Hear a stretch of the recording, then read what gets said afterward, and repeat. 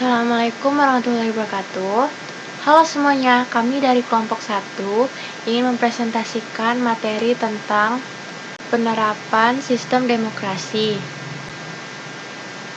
Nama anggota kelompok 1 adalah Brian Surya Yusuf, Farah Alifah, Indriwati Syaputri Susanti, Kotsar Fadilah Kotani, Kotsara Afifah Rabani, Laila Syamsyah, Muhammad Hafiz, Naila Wining Tias Pradanti, Rais Fahri Munawar, dan Raja Bima Yoga Fatar. Berikut adalah prinsip-prinsip demokrasi. Pertama, prinsip demokrasi adalah beberapa kaidah atau ketentuan dasar yang harus ada dan ditaati oleh negara pemerintahan demokratis. Nah, Robert E. Dahl pernah mengemukakan adanya 7 prinsip suatu negara yang dapat dinyatakan sebagai negara demokratis sebagai berikut. Pertama adalah pejabat yang dipilih oleh rakyat. Kedua, pemilihan umum yang bebas dan fair. Ketiga, hak pilih yang mencakup semua. Keempat, hak untuk menjadi calon suatu jabatan. Kelima, kebebasan mengungkapkan diri secara lisan dan tulisan. Keenam, informasi alternatif. Dan ketujuh, kebebasan membentuk asosiasi. Di poin B ada Rizwanda Imawan yang berpendapat bahwa prinsip-prinsip demokrasi yang dikehendaki rakyat sebagai berikut. Ada 3. Yang pertama adalah deliberatif, mengutamakan musyawarah. Yang kedua substantif atau mengena ke akar permasalahan. Yang ketiga adalah partisipatif, melibatkan seluruh rakyat. Lalu selanjutnya ada prinsip demokrasi yang berlaku secara universal, mencakup hal-hal berikut. Ini juga ada yang pertama keterlibatan warga negara dan pembentukan keputusan politik. Yang kedua ada tingkat persamaan atau kesetaraan di antara warga negara. Yang ketiga adalah kebebasan dan kemerdekaan yang diakui dan dipakai oleh warga negara. Secara etimologis, istilah demokrasi berasal dari bahasa Yunani demokratia yang terdiri dari atas 2 kata, yaitu demos yang berarti rakyat dan kratos yang berarti kekuatan atau pemerintahan. Secara harfiah, demokrasi berarti kekuatan rakyat atau sesuatu bentuk pemerintahan dengan rakyat sebagai pemegang kedaulatan. Ada juga menurut para ahli. Yang pertama, Abraham Lincoln. Demokrasi adalah pemerintahan suatu negara yang diselenggarakan dari rakyat, oleh rakyat, dan untuk rakyat. Selanjutnya yang kedua, menurut Afan Ghaffar. Beliau mengatakan bahwa demokrasi terbagi menjadi 2 hal. Yang pertama yaitu adalah demokrasi normatif dan demokrasi empiris. Demokrasi normatif sendiri adalah suatu demokrasi yang umumnya diwujudkan oleh negara-negara. Sedangkan demokrasi empiris adalah demokrasi yang diwujudkan hanya di dunia politik saja. Selanjutnya, menurut Miriam Budiarjo, demokrasi adalah sistem organisasi politik dan sosial yang diperjuangkan oleh pendukung-pendukung yang berpengaruh. Nah teman-teman, dari semua penjelasan pengertian tentang demokrasi, kita dapat simpulkan bahwa demokrasi adalah suatu bentuk pemerintahan dengan kekuasaan atau kedaulatan yang ada di tangan rakyat. Berikutnya ada macam-macam atau jenis demokrasi. Untuk menentukan jenis-jenis demokrasi ada 3 dasar. Yang pertama ialah berdasarkan cara penyaluran kehendak rakyat. Berdasarkan cara penyaluran kehendak rakyat, demokrasi dibagi menjadi 3. Yang pertama ada demokrasi langsung. Dalam demokrasi langsung, rakyat secara langsung mengemukakan kehendaknya dalam rapat yang dihadiri oleh seluruh rakyat tanpa perantara. Yang kedua ada demokrasi perwakilan atau demokrasi representatif. Demokrasi perwakilan adalah suatu sistem demokrasi dalam menyalurkan aspirasi rakyat melalui wakil-wakilnya yang ada di parlemen. Dalam demokrasi perwakilan, rakyat menyalurkan kehendak dengan memilih wakil-wakilnya untuk duduk dalam perwakilan atau parlemen. Yang ketiga ada demokrasi perwakilan sistem referendum. Demokrasi perwakilan dengan sistem referendum merupakan gabungan antara demokrasi langsung dan demokrasi perwakilan. Rakyat memilih wakil mereka untuk duduk dalam lembaga perwakilan, tetapi lembaga perwakilan tersebut dikontrol oleh pengaruh rakyat dengan sistem referendum dan inisiatif rakyat. Berikutnya, macam-macam demokrasi berdasarkan titik pelajarannya. Yang pertama adalah demokrasi formal. Demokrasi formal juga disebut demokrasi liberal atau demokrasi model barat. Demokrasi formal adalah sistem politik demokrasi yang menjunjung tinggi persamaan dalam berbagai bidang. Semua orang dianggap mempunyai derajat yang sama.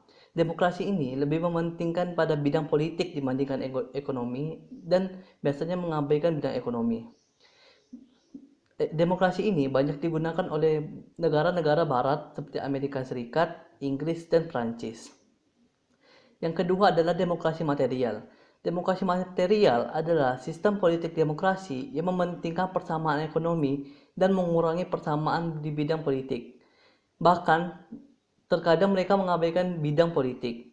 Demokrasi material ini umumnya digunakan oleh negara-negara komunis pada masa Perang Dingin di saat Uni Soviet belum runtuh. Dan yang terakhir atau yang ketiga adalah demokrasi gabungan. Demokrasi gabungan adalah demokrasi yang menggabungkan kebaikan serta membuang keburukan demokrasi formal dan material. Sistem demokrasi ini digabungkan mengakui hak individu setiap orang tetapi memiliki batasan demi kesejahteraan masyarakat.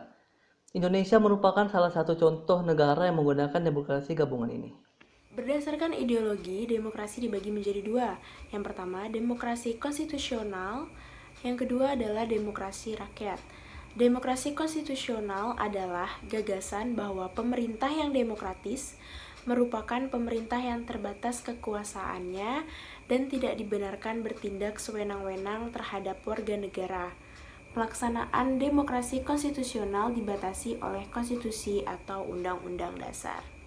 Demokrasi konstitusional ini lebih mengutamakan kepada kebebasan dan juga individualisme, sehingga pemerintah tidak terlalu ikut campur kepada urusan masyarakat.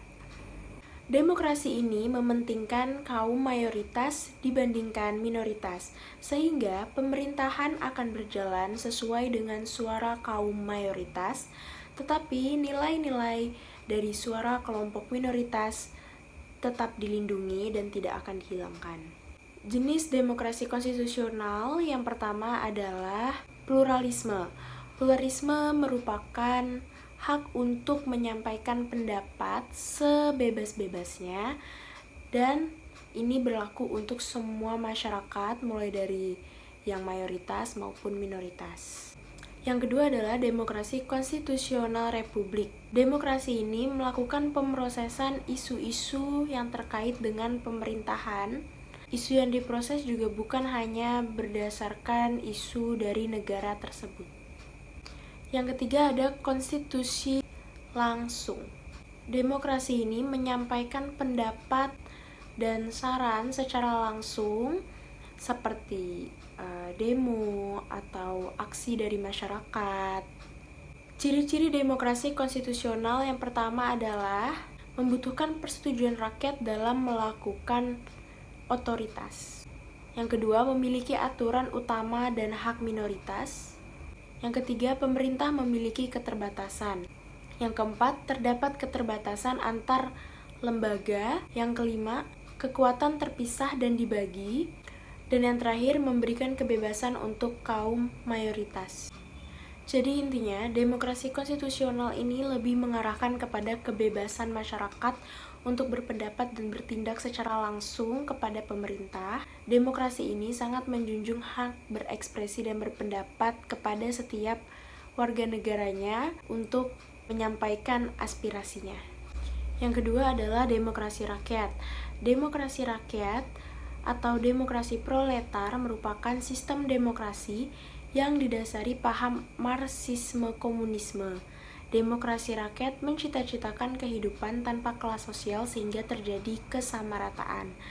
Maksud demokrasi ini adalah tidak adanya status sosial, semuanya sama rata, adanya jaminan HAM dari setiap warga negara, adanya jaminan kemerdekaan bagi warga negara untuk berkumpul dan beroposisi, kemudian perlakuan dan kedudukan sama bagi seluruh warga negara dalam hukum.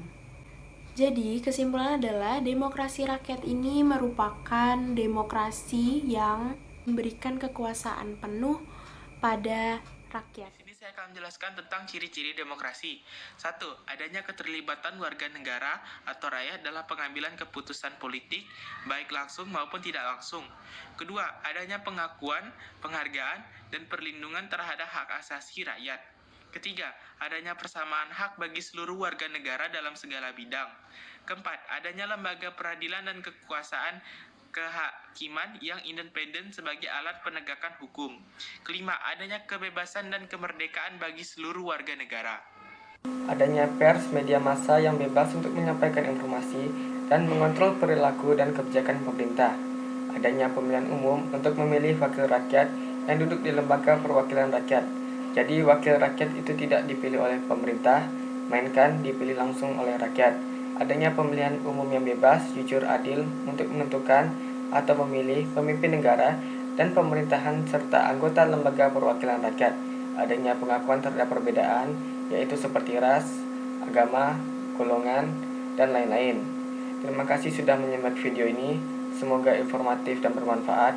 Wassalamualaikum warahmatullahi wabarakatuh.